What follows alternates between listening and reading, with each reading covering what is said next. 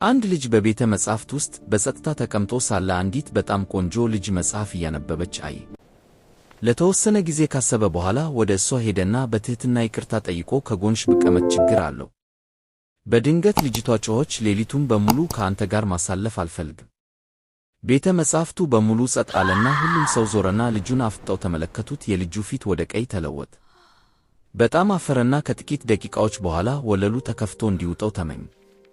ልጅቷ መጥፎ ስሜት ተሰማትና ወደ እሱ ቀረበች። በሹክሹክታ ተናገረች፣ ይቅርታ፣ የስነ ልቦና ትምህርት እየተማርኩ ነው እና የሰው ልጅ አእምሮ እንዴት እንደሚሰራ አውቃለሁ። እንደምታፍር አውቅ ነበር። ልጁ በእርጋታ ወደ እሷ ተመለከተ። ከዚያም ተነስቶ በጣም ጮኸ፣ ምን አልሽኝ? ለአንድ ሌሊት $300 በጣም ውድ ነው። አሁን በቤተ መጻሕፍቱ ውስጥ ያሉ ሁሉም ሰዎች በድንጋጤ ወደ ልጅቷ ተመለከቱ።